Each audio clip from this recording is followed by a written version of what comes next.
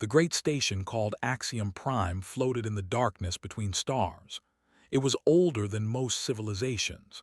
Its halls had seen the rise and fall of empires. And today, it would witness humanity's first step onto the galactic stage. Ambassador stood at the entrance of the Grand Assembly Hall. She wore Earth's finest diplomatic uniform, dark blue with silver stars on the collar. Her heart beat fast, but her face showed nothing. Behind her stood 12 other humans, the first official delegation from Earth to the Galactic Conclave. The doors opened, walked forward. The hall was massive. It could hold 10,000 beings, and today it held almost that many. Strange creatures filled the seats that rose like mountains on all sides. Some had scales.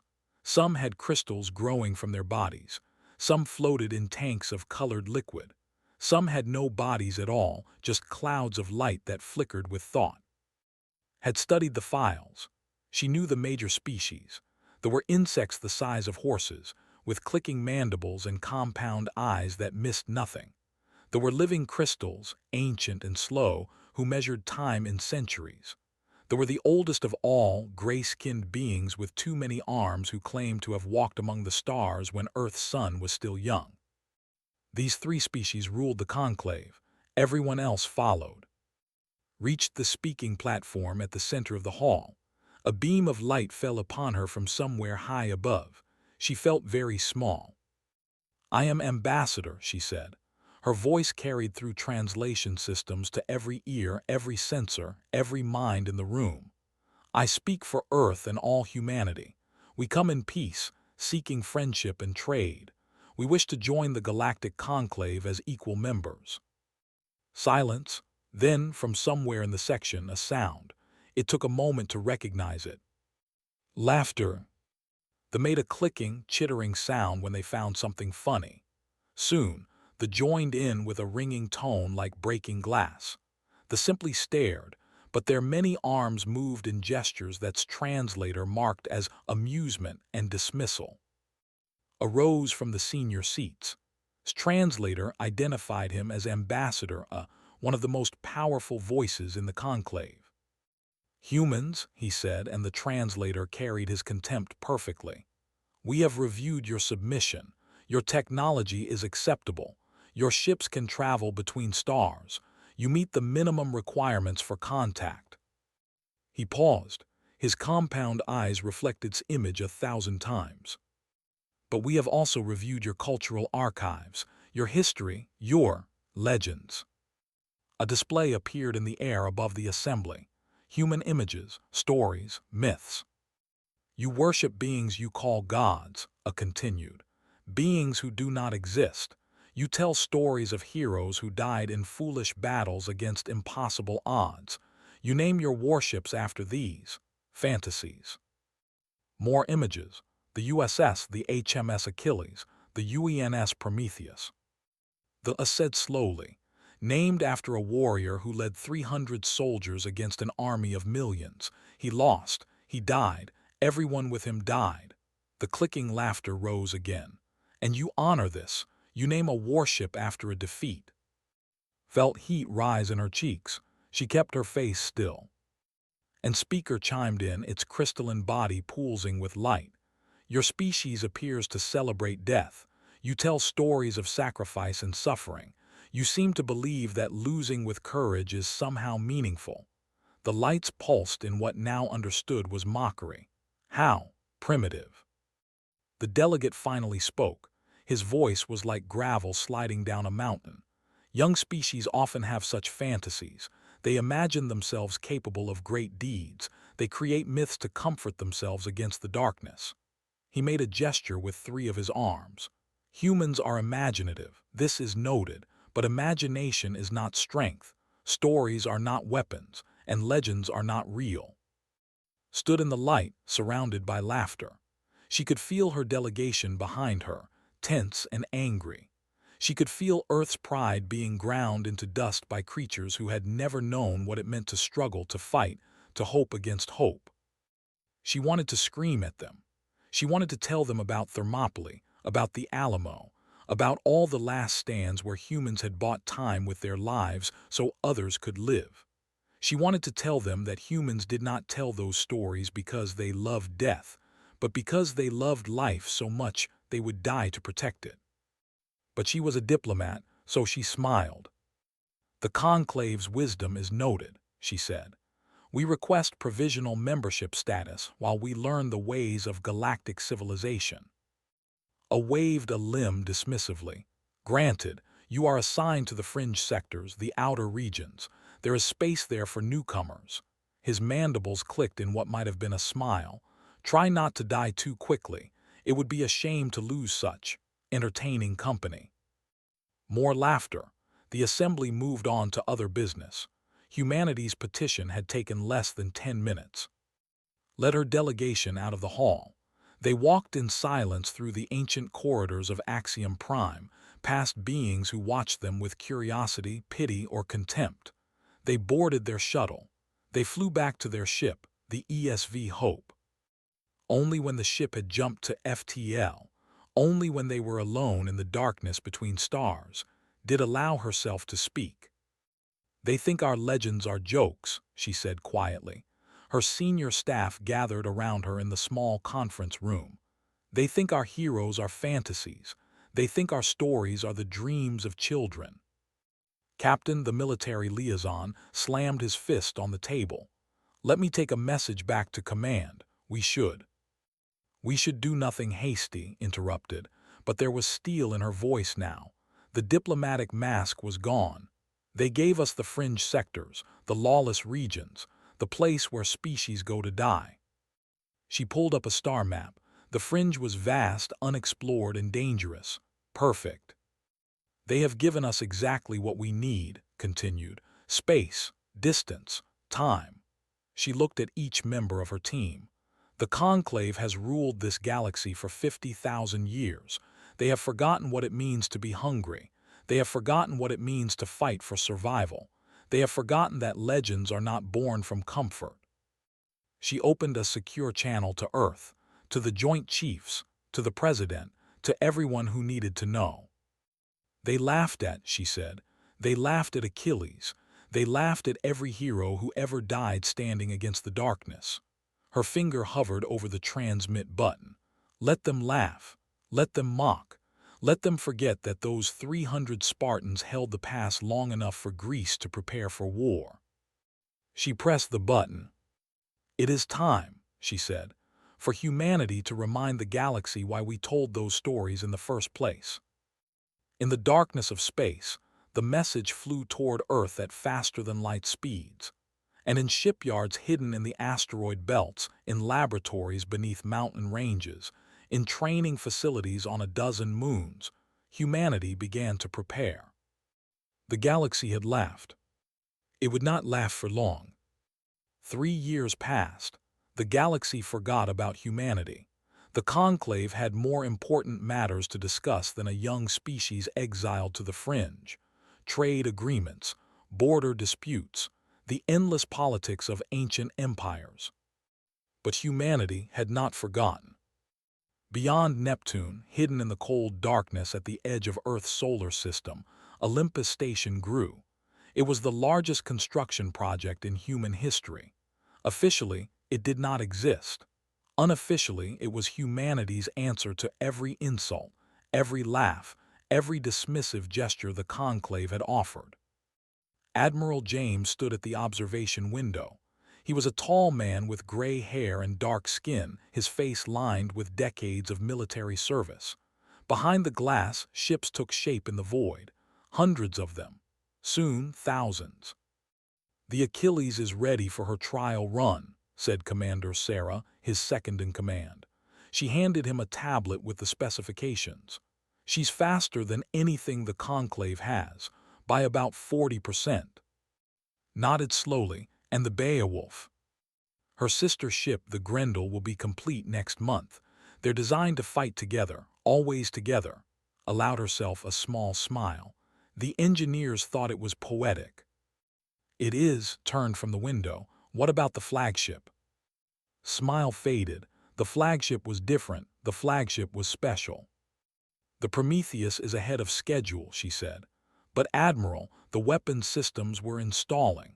They push conclave technology far beyond its safety limits. Our engineers had to rewrite the basic physics to make them work. The conclave said it was impossible. Yes, sir. Good. Walk toward the tactical display at the center of the room. The conclave has been telling itself what is and isn't possible for 50,000 years. They've forgotten that impossibility is just a word. It's not a law. He pulled up images of the fleet. Each ship had a name painted on its hull in letters 10 meters tall. Achilles, Beowulf, Shaka, Boudica, Spartacus, Crazy Horse, of Arc. Names from every culture, every continent, every civilization that had ever called Earth home, heroes who had fought against impossible odds, warriors who had refused to surrender, legends who had chosen death before dishonor. The conclave had laughed at those names. Let them laugh, thought. Let them laugh until they see these ships coming for them. But the ships were not ready yet, and in the fringe sectors humanity was bleeding. The colony of New Helsinki orbited a red dwarf star 300 light-years from Earth. It was a mining world, rich in rare metals. 3,000 people lived there, most of them families. Children played in the dome parks while their parents worked the deep shafts. On a Tuesday morning, the marauders came. They were pirates. They had terrorized the fringe for 3,000 years, raiding and killing and burning. The conclave tolerated them because they kept the fringe weak. They called it natural population control. 20 warships dropped out of FTL above New Helsinki. They broadcast no warnings. They made no demands. They simply opened fire. The colony had 2 defense ships, small frigates with old weapons. They fought anyway. They fought for 47 minutes, buying time for evacuation shuttles to launch. Both frigates were destroyed. No crew survived. On the ground, the landed troops. They moved through the domes with weapons and fire. They killed anyone they found. They took what they wanted and burned the rest. When it was over, 432 humans were dead. Men, women, children, an entire generation of a colony wiped out in a single morning. The survivors sent a message to the conclave. They begged for help. They pleaded for protection. They asked the great powers of the galaxy to stop the monsters that preyed upon the weak. The conclave's response came 3 days later. Fringe matters are fringe matters, the official ruling stated. Species assigned to the fringe sectors are responsible for their own protection. The conclave does not intervene in local disputes. This is the law of the galaxy. Ambassador added a personal note to the ruling. Perhaps, he wrote, if humans spent less time telling stories of dead heroes and more time building actual defenses, they would not find themselves in such difficulties. We suggest they adapt to galactic reality instead of clinging to primitive fantasies. Admiral received the message in his office on Olympus Station. He read it twice. His hands did not shake. His face did not change, but something cold and hard settled in his chest. He opened a channel to every ship in the fleet, every station, every training facility, every human being who wore a uniform and served under Earth's flag. This is Admiral, he said. You have all heard about New Helsinki. You have all seen the conclave's response. They call our heroes fantasies. They call our legends primitive. They tell us to adapt to their reality. He paused. In the silence, thousands of humans listened. They are wrong, continued. Reality is not something we adapt to. Reality is something we create. Our ancestors did not survive ice ages and plagues and wars by accepting what was. They survived by refusing to give up. They survived by fighting. They survived by being human. He looked out the window at the ships that floated in the darkness. Beautiful ships, deadly ships, ships named after every hero who had ever refused to kneel. In 2 months, the Prometheus will be complete. In 3 months, we will have enough ships to project force across the entire fringe. In 4 months, The marauders will learn what happens when they touch our people." His voice hardened. "Wake the fleet," he ordered. "Begin final training protocols. Cancel all leave. Every ship that can fly will fly. Every weapon that can fire will fire. Every human who can fight will fight." He ended the transmission. In the sudden silence, Commander spoke. "Sir, we're not ready. The Conclave will accuse us of aggression. They might." "They might what?" interrupted. "Exile us to the fringe, laugh at us, ignore our dead." He shook his head. "They have already done everything they can do to us, Commander. Now it is our turn." He walked back to the window. The Prometheus hung in space before him, nearly complete. A ship larger than any warship Earth had ever built. A ship carrying weapons the Conclave said couldn't exist. A ship named after a god who had stolen fire from heaven and given it to humanity, no matter the cost. "The Conclave thinks legends are just stories," said quietly. "They are about to learn otherwise." In the shipyards of Olympus Station, the final construction crews worked without sleep. In training facilities across the solar system, soldiers practiced combat drills until they could perform them blind. In weapons laboratories, scientists tested devices that broke the known laws of physics.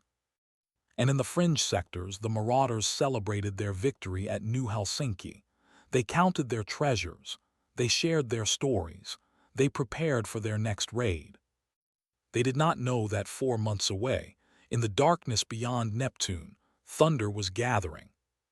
The storm was coming. The marauders were preparing their greatest raid in a century. 3 human colonies at once. New Singapore, Titan's Reach, and Freehold.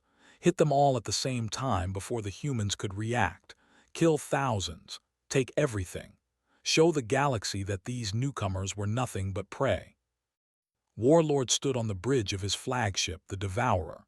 He was a massive creature, covered in armored scales the color of dried blood. He had killed thousands of beings with his own hands. He feared nothing in the galaxy. "The fleets are in position," his second reported. 40 ships at each target, more than enough." "More than enough," agreed. "The humans have no real warships, only those pathetic frigates. This will be easy. This will be fun." He gave the order. 120 warships jumped to FTL, heading for 3 human colonies.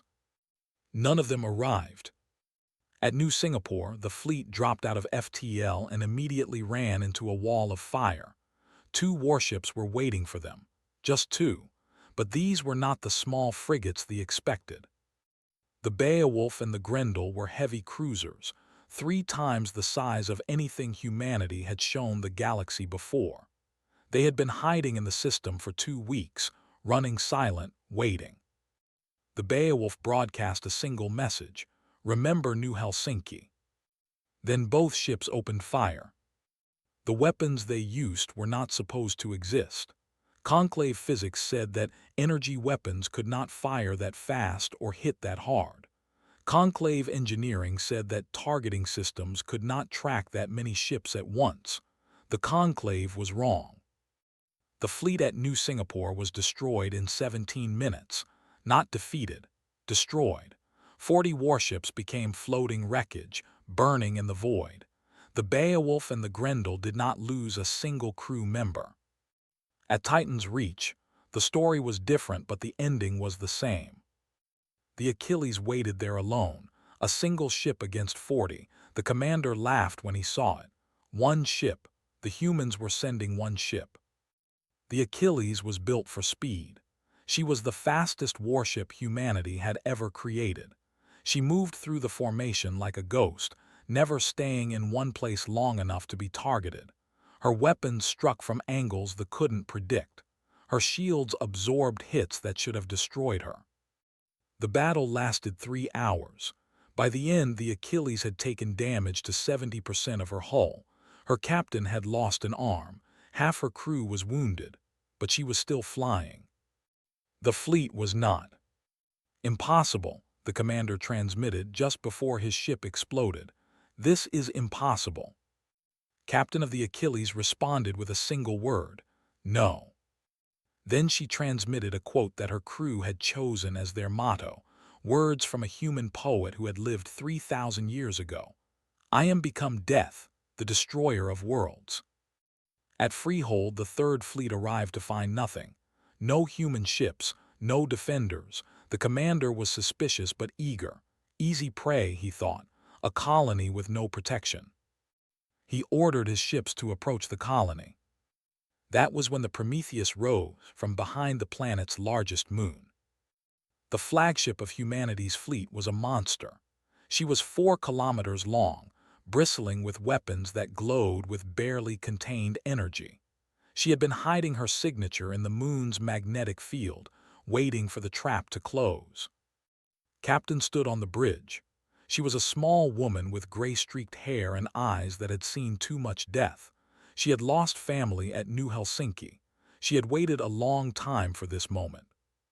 "Open a channel," she ordered, "all frequencies." Her communications officer obeyed. The message went out to every ship, every conclave monitoring station, every being in range. "This is captain of the Earth starship Prometheus," she said. Her voice was calm and cold. "You struck our people. You burned our homes. You thought us weak because we tell stories of heroes." The ships tried to run. The Prometheus was faster. "But here is what you failed to understand," continued. "We don't tell those stories to remember the dead. We tell them to teach the living how to fight." The Prometheus opened fire. Her main weapons were something new, something human scientists had created in secret laboratories far from conclave eyes. They called them Prometheus lances because they burned like the fire of the gods. The fleet died in fire. But the day was not over. Warlord and his personal guard had stayed behind at the Carrion Nebula, the heart of Marauder territory. He had not joined the raids because a warlord did not lower himself to simple piracy. Now his communications officer brought him terrible news. "All 3 fleets are destroyed, Warlord. Not defeated, destroyed. We have no survivors." Did not believe it. Could not believe it. 120 warships destroyed by a species that had arrived in the galaxy 3 years ago. It was impossible. "They're coming here," the communications officer continued, his voice shaking. "The human fleet. They're coming to the Carrion Nebula. They're coming for us." The warlord gathered his remaining forces, 50 ships, the best they had, veterans of 1,000 raids, killers who had never known defeat. The human fleet arrived 6 hours later. 15 ships came out of FTL in perfect formation, the Prometheus at the center, the Beowulf and Grendel on her flanks, the Achilles, still damaged but still flying, on the left wing, and 10 more ships, each named after a legend, each crewed by humans who had trained for this moment their entire lives. "Warlord," the communications officer said, "they're broadcasting." Captain's voice filled the command center. "For 3,000 years you have preyed upon the weak," she said. "For 3,000 years you have killed and burned and laughed. The Conclave called you a natural check on expansion. They let you live because you were useful." Her voice hardened. "We are not the Conclave. We do not tolerate monsters. We do not negotiate with murderers. You killed our people at New Helsinki. Children, families, innocents." The human fleet began to move forward, slowly, deliberately. Today the marauders end. Not in a generation, not in a year, today, now here. Warlord roared his defiance.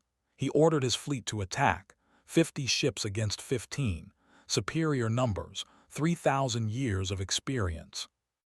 It did not matter. The Battle of Carrion Nebula lasted 18 hours.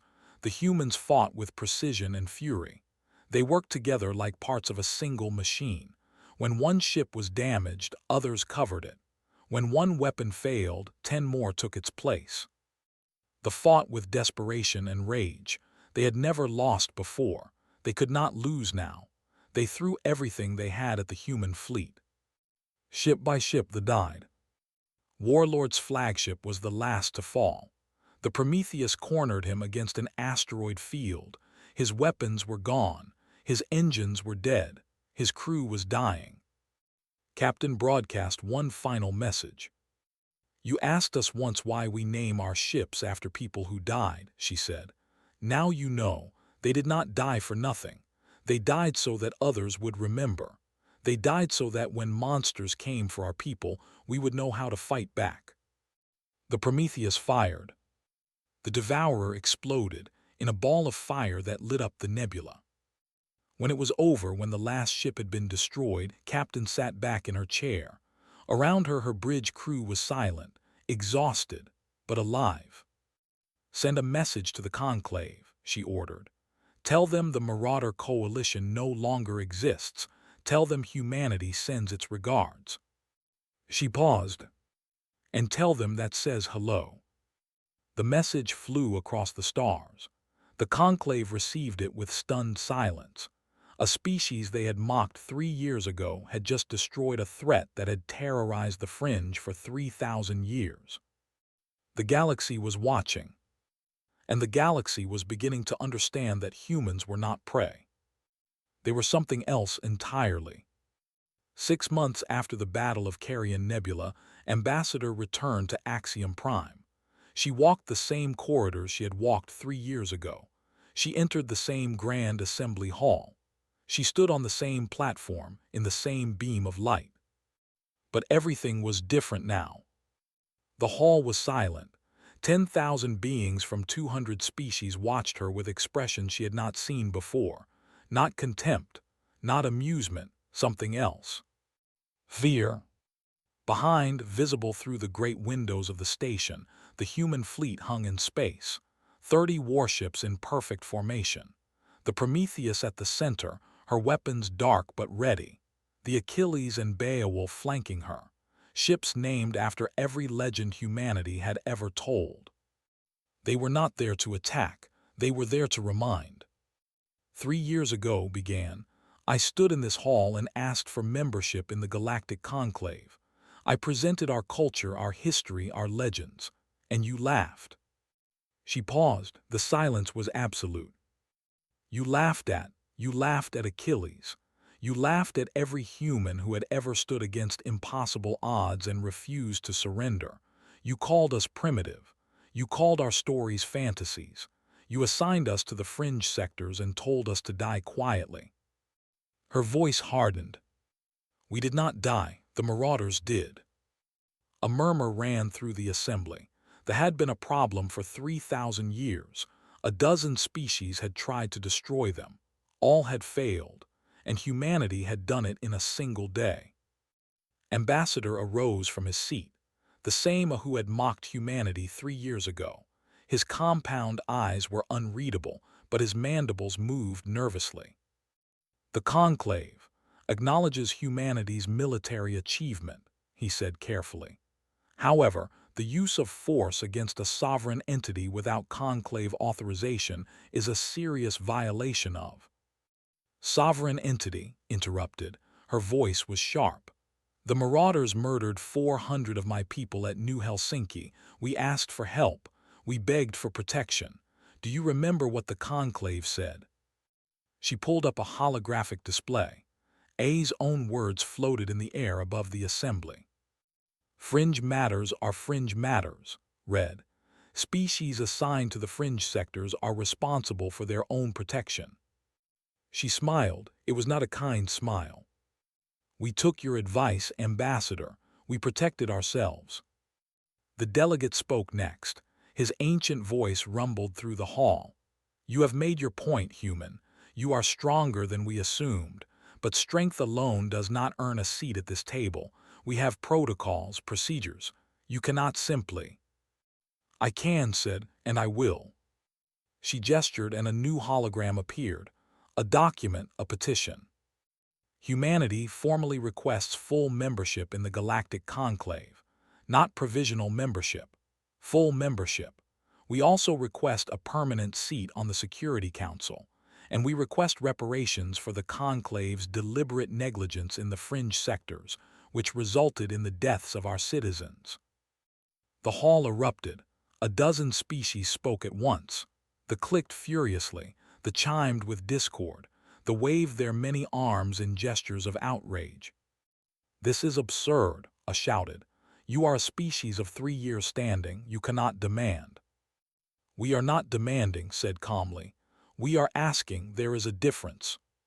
She pointed to the fleet outside the windows. "That is a reminder of what happens when we demand." Silence fell again. Every eye, every sensor, every awareness in the hall turned to the warships floating in the void. The Prometheus, the Beowulf, the Achilles, ships named after legends, ships that had destroyed an empire in a single day. A new voice spoke. It came from the upper tiers of the assembly, where the minor species sat. Species too weak or too new to matter in conclave politics. "The delegation wishes to speak." They were old, not as old as they, but old enough. They were small beings, covered in soft fur, with large eyes that saw more than most. They had been rivals of the four, but they had never had the strength to challenge them. Their high speaker descended to the floor. He was tiny compared to most beings in the hall, but he moved with dignity. "For 10,000 years," he said, "this conclave has been ruled by the same 3 species. Though they decide who joins, they decide who is protected, they decide who lives and who dies in the fringe." He turned slowly, looking at the assembly. "For 10,000 years, we have watched them mock the young and crush the ambitious. We have watched them assign new species to the fringe like sacrifices to the... We have said nothing because we were afraid." He looked up at. "But today, we are less afraid. Because today, we have seen something we never thought we would see. We have seen a species that refuses to accept the galaxy as it is. A species that fights back. A species that names its ships after heroes who died rather than surrender." His voice rose. "The delegation votes yes. Yes to human membership. Yes to a Security Council seat. Yes to everything they have asked." Chaos? A dozen other minor species rose to support the motion. Species that had been silent for centuries suddenly found their voices. The tried to restore order. The threatened consequences. The chimed in confusion. But the votes were being counted, and the votes were not going the way the old powers expected. Stood in the center of it all, calm and patient. She had planned for this moment. She had known that the minor species were angry, afraid, hungry for change. She had known that humanity's victory over them would give them courage. All she had needed to do was light the spark. The final vote came 3 hours later. It was close, closer than had hoped, but in the end the numbers were clear. Humanity was granted full membership. Humanity was given a seat on the Security Council. The question of reparations was referred to a committee, which was as close to yes as the conclave ever got. Ambassador approached after the session ended. His mandibles moved slowly, and his compound eyes were dim. "You planned this," he said. "From the beginning, you let us mock you. You let us assign you to the fringe. You wanted us to underestimate you." Shook her head. "No, we genuinely wanted peace. We genuinely wanted to join your civilization as friends, but you taught us something important in that first meeting." "What?" "That the galaxy does not respect peace. The galaxy does not value friendship. The galaxy only respects strength." She looked at the fleet outside the window. "So we became strong." I was silent for a long moment. "What happens now?" he finally asked. "You have your seat, you have your recognition. What does humanity want?" Smiled, this time it was almost kind. "We want what we've always wanted, Ambassador. We want to explore the stars. We want to meet new species. We want to trade and learn and grow. We want to be part of something greater than ourselves." She paused. "But we also want something else. We want to make sure that no species ever has to go through what we went through. No more colonies abandoned to pirates. No more petitions for help that get dismissed with a sneer. No more young species assigned to die in the fringe while the conclave laughs." She turned to face him fully. "We want to change this galaxy, Ambassador. We want to make it better, and we are going to do it with or without your help." I stared at her. For a moment something flickered in his compound eyes. Recognition, perhaps even respect. "Your species is very strange," he said finally. "You name ships after people who died. You tell stories of heroes who lost, and yet somehow you keep winning." Laughed. It was a genuine laugh, the first she had allowed herself in years. "That's the secret, Ambassador. That's what you never understood. We don't tell those stories because we love death. We tell them because we love life. We tell them because every hero who ever stood against impossible odds was saying the same thing: this matters. This is worth fighting for. This is worth dying for." She looked at the fleet one more time. "And when you believe something is worth dying for," she said softly, "you find the strength to live for it instead." She walked away, leaving the ambassador standing alone in the great hall where humanity had once been mocked. Outside, the fleet began to move. They were going home, but they would be back. Humanity had taken its place among the stars, and the galaxy would never be the same. 20 years passed. The galaxy changed. Humanity sat on the Security Council. Human ships patrolled the fringe, protecting species that had once been abandoned to die. Human diplomats worked to reform the conclave, to make it fairer, more just, more open to new voices. The old powers grumbled but adapted. They learned to work with humans instead of against them. They found that human creativity could solve problems their ancient logic could not. Even the proud and stubborn began to see humans as allies rather than annoyances. But the galaxy was vast, and in the void between galaxies, something was stirring. They called it the silence. It came from somewhere beyond the stars, from a place so far away that light from its origin would not reach the Milky Way for 1 billion years. No one knew what it was. No one knew what it wanted. They only knew what it did. It consumed. The first reports came from the outer rim.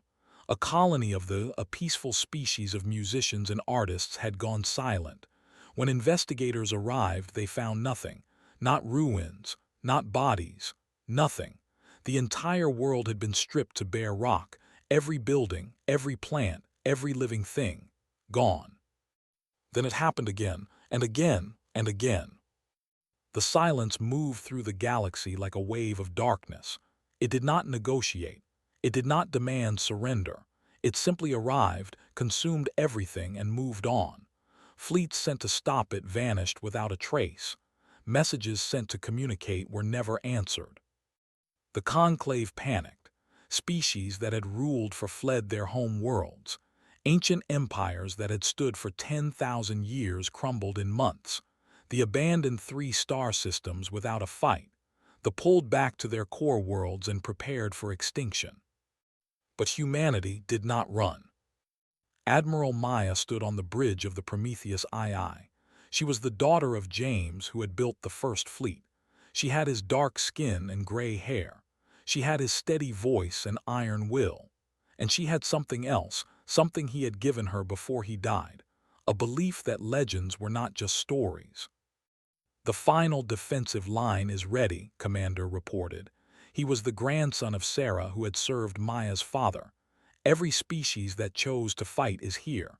112 worlds, 3,000 ships, humans, even some." Maya nodded, and the silence. His face was grim. "They'll be here in 6 hours, our scouts estimate. Thousands of vessels, maybe tens of thousands. We've never seen anything like it."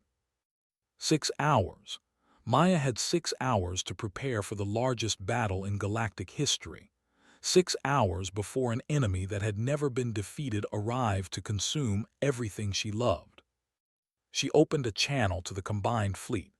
Her voice went out to millions of beings on thousands of ships, humans and aliens alike. "My father once told me something," she began. "He said that humans tell stories of heroes not because we believe we cannot die, but because we know we will. He said we name our ships after legends so that, when the darkness comes, we remember that someone has always stood against it." She paused. Across the fleet, beings of 100 species listened. The silence has destroyed civilizations older than the conclave itself. They have swept through this galaxy like a fire through dry grass. They have never been stopped. They have never been defeated. Her voice hardened. Neither had the Marauders. Neither had any enemy humanity has ever faced, but we are still here. We are still fighting. And today, we will teach the silence what the Conclave learned 20 years ago. You do not touch our people and walk away. The battle began at dawn, measured by Earth time. The silence came out of the void like a wall of shadow, thousands of vessels that moved without engines and fired weapons that bent the laws of physics. They did not communicate. They did not hesitate. They simply attacked. The combined fleet met them at the Cradle Stars, a cluster of young suns where new worlds were being born. It was a beautiful place to make a last stand. Admiral thought her father would have appreciated the poetry. The fighting was brutal. The silence was unlike any enemy any of them had ever faced. Their ships regenerated damage faster than weapons could inflict it. Their attacks bypassed shields and struck directly at hulls. For every silence vessel destroyed, 3 Allied ships died. By the 3rd day, the combined fleet had lost half its strength. By the 5th day, 2/3. The contingent was gone entirely. They had fallen back to protect their flagship. They fought with desperate courage, but they were dying. On the 7th day, the Prometheus II was hit. Maya was thrown across the bridge as the ship shuddered. Alarms screamed. Damage reports flooded in from every section. Hull breaches on decks 4 through 12, shouted. We're losing life support. Main engines are gone. Maya pulled herself up. Blood ran down her face from a cut on her forehead. Around her, her bridge crew was dead or dying. The flagship of humanity's fleet was broken. But she was not finished. Get me to the cruiser, she ordered. The Starlight Hope, I'm transferring my flag. Admiral, we should evacuate. I am not leaving this battle. Her voice was steel. Get me to another ship. I will fight until I have no ships left to fight with. They got her to the Starlight Hope. The captain, a being named Al, gave her command of his vessel without question. Maya took the bridge and returned to the fight. By the 8th day, she had transferred her flag 3 more times. Each ship she commanded was destroyed. Each time she moved to another. She would not stop. She could not stop. Her father had taught her that legends were made in moments like this. On the 9th day, something changed. The silence paused. For the first time in the entire battle, their relentless advance stopped. Their ships held position, weapons silent as if they were listening. Maya stared at the tactical display. What are they doing? No one knew. No one had ever seen the silence do anything except attack and consume. This was new. And then, impossibly, a message came. A transmission from the silence fleet. It was not words exactly. It was something older, something deeper. But every being in the combined fleet understood it. Why do you fight? The question echoed through ships crewed by 100 species. They had no answer. They had no answer. They had no answer. They fought because they feared death. They fought because they had no choice. Maya had a different answer. She opened a channel. She broadcast not just to the silence but to every ship in the fleet, every world in the conclave, every being in the galaxy who was listening. We fight because some things matter more than survival, she said. We fight because our children deserve a chance to live. We fight because our parents fought, and their parents before them, all the way back to the first human who picked up a rock and stood against a predator in the darkness. Her voice rose. We fight because this galaxy is our home. These stars are our stars. These people are our people, whether they have 2 legs or 6 or none at all. And we will not let you take them. We will not let you consume everything we love. We will not surrender, not today, not ever, not as long as a single one of us can lift a weapon and aim it at the darkness. She pointed at the silence fleet. You want to know why we fight? Look at our ships. Look at their names: Prometheus, Achilles, Beowulf of Ark. These are the names of beings who died fighting for what they believed in. These are the names of heroes who knew they would not survive but fought anyway because the alternative was to let the darkness win. Her voice dropped to almost a whisper. That is why we fight. That is what we are. And if you want to destroy us, you will have to destroy every last one of us, because we do not know how to stop. Silence. The entire galaxy held its breath. And then slowly, the silence began to retreat. Their ships turned away from the cradle stars. They moved back toward the void between galaxies, back toward whatever darkness had spawned them. They did not explain. They did not surrender. They simply left. Maya watched them go. Around her, the surviving crews of 100 species stared in disbelief. They had done it. They had faced the unconquerable enemy and survived.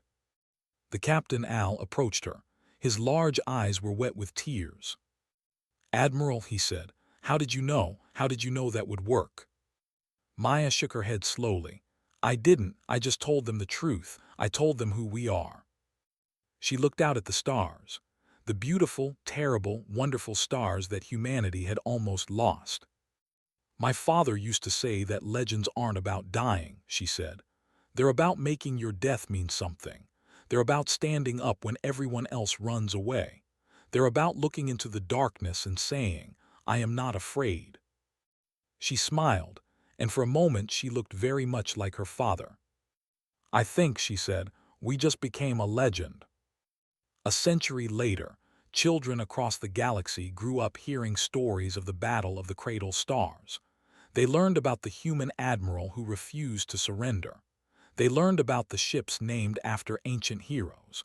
They learned about the moment when one species taught the galaxy what courage meant.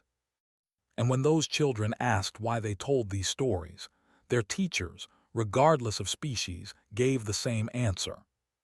"So that when the darkness comes again," they said, "we remember how to fight." In the Grand Assembly Hall of Axiom Prime, a new statue stood at the entrance. It showed a human woman in a torn uniform, her face bloody but unbowed, pointing toward the stars with one hand. The inscription read simply, "Admiral Maya." She held the line. And beside it, carved in letters that would last for 1,000 years, were words that humanity had given to the galaxy as a gift. "We don't name our ships after legends to honor the past. We name them to warn the future. This is what we're capable of. This is what we will become." The darkness had come. Humanity had faced it. Humanity had won. And the galaxy would never forget.